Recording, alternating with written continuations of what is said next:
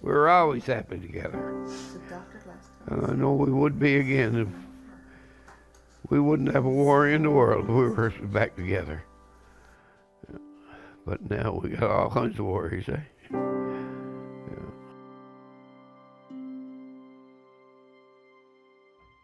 They've been separated for over a year. They were in a home, pretty well on even keel with their needs and what they wanted. And Mom started to go downhill. She ended up in the hospital, and then we knew she couldn't go back into the same home Dad was. They couldn't offer the same care. And that's still where we are now, in 2 homes, in 2 different communities. It's not good, I'll tell you that. And I find it bad. I think she finds it a lot worse. Yeah. But she gets lonely, especially nighttime, you know. And if I could be there all the time, she'd be very happy. Yeah. She wants me there all the time. So we won't take your walker now. I'm all right. So between myself and Sid, and on the weekends, the grandchildren kind of pick up the slack. And every day, you know, we have to get his walker in the car or his wheelchair in the car, bring him down, bring him to the door, get the walker out, let him go in, and we go park.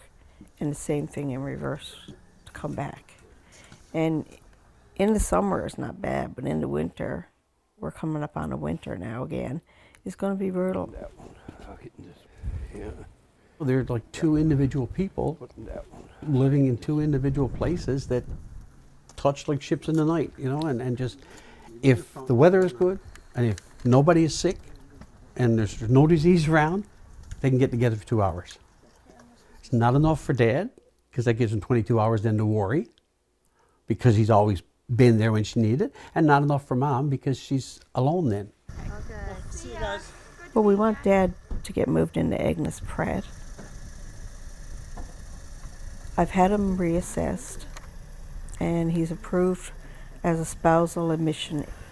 That happened in July, we found out, so we're getting all excited.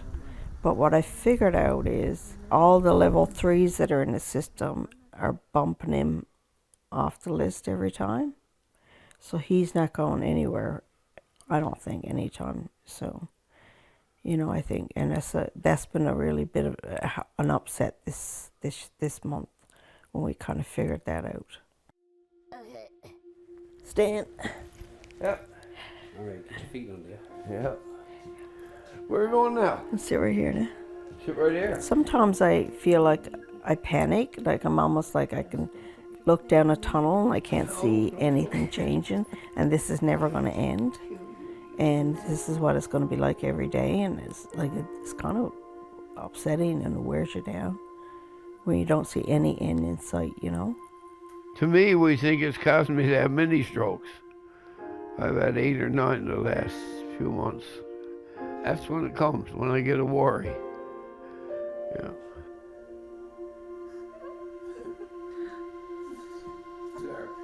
I mean, I agree, yes, okay. There's level 3s that need to get in, and they need a bed worse than Dad. But he's approved. He went through the process of being assessed, and he's approved. So to me, if he's on that list, you know, it's not only just the bed, it's the effect that this is having on him, his health, Mom's health, our mental status, our lives. You know, we really have no life outside of going back and forth there. And I don't foresee anything in the future. And even the nurses, like their lives of Mom, you know, they're putting up with Mom ringing and ringing and ringing continuously when we're not there. What a difference it would make to them if Dad was there, you know? So it's not just you're improving someone's life by putting them in a bed. You're improving our quality of the whole system here. Mom, Dad, us, and nurses. You start talking about this bed and this room and that room, when really what you're talking about is that person and that person. The main emotion at 86 shouldn't be sadness, to my mind. If you've had a life of 67 years together, your main emotion for the day should not be sadness or loneliness. And that's what I think we see now. You know.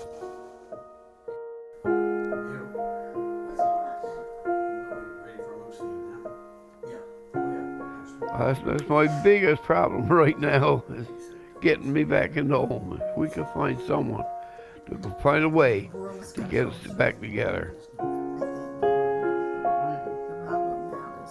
And you know, we're together where we should be. Why should you take someone that lived together for 67 years and separate them? Don't make sense, does it?